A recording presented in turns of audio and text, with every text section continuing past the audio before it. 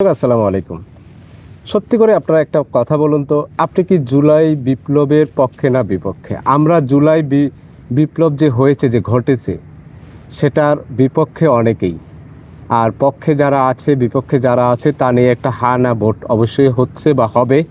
আমরা আশাবাদী, যারা হা ভোট দিবে সংস্কার অবশ্যই হবে এবং আমরা চাই।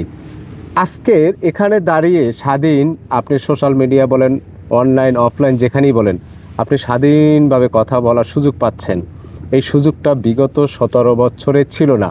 বিগত 17 বছরে আমরা কিন্তু কোনো গণতান্ত্রিক অধিকার নিয়ে বেঁচে ছিলাম না। আমরা একটা জালিম রাষ্ট্রে, একটা জালিম সরকারের নির্যাতনে, নিপীড়নে আমরা একবারে শেষ হয়ে গিয়েছিলাম। আজকের আমি একটা কথা বলি, যেটা আমি নিজে ব্যক্তিগতভাবে, আপনার ভালো লাগলে আপনি নেবেন, ভালো লাগবে না নেবেন না।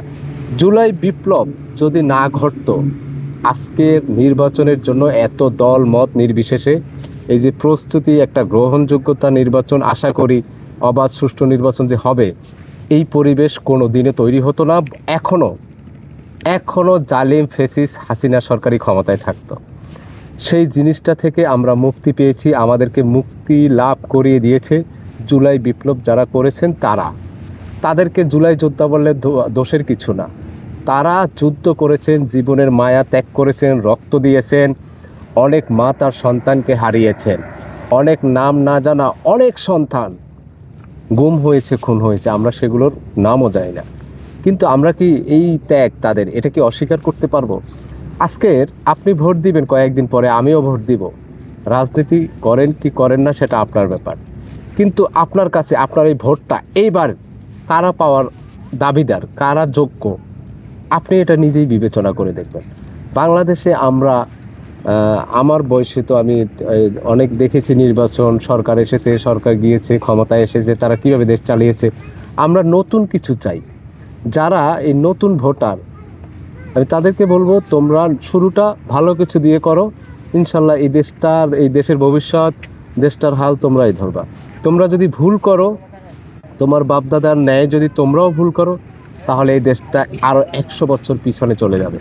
আমরা হাদিদেরকে হারিয়েছি, আবরারদেরকে হারিয়েছি, সাইদকে হারিয়েছি, এরকম শত শত দেশপ্রেমিক আমাদের বাংলাদেশ থেকে চিরবিদায় নিয়ে চলে গেছে। আমরা তাদের ইতিহাস একটু ঘেঁটে দেখি, তারা নিজেদের জন্য কখনো যুদ্ধ করেনি, কথা বলেনি। তারা প্রত্যেকটা কথা, প্রত্যেকটা পয়েন্ট আমাদের কথা। আমরা যে কথা বলতে পারিনি বিগত দিনে, এখন পর্যন্ত দাঁড়িয়ে সে কথাগুলো তারা বলতে গিয়ে তারা খুন হয়েছে, গুম হয়েছে, তাদের বিচার পর্যন্ত হয় না। তাই বলছি, পূর্বের ভুল থেকে শিক্ষা নিয়ে নতুন যে একটা বাংলাদেশের একটা যে পরিবেশ তৈরি হয়েছে, এই পরিবেশটা আমরা আরও সুন্দর করার জন্য, ভবিষ্যতে আমরা আমাদের দেশটাকে আরও উপরে নিয়ে যাওয়ার জন্য নতুনদের ভূমিকা এটা বলে শেষ করা যাবে না। সুতরাং আপনারা দেশের জন্য হয়ে যান, দেশ আপনাদের জন্য হয়ে যাবে। কোনো দলের জন্য না, কোনো নেতার জন্য না, অন্যে আমাদেরকে কাজ করতে হবে আমাদের দেশের জন্য, দেশের মানুষের জন্য।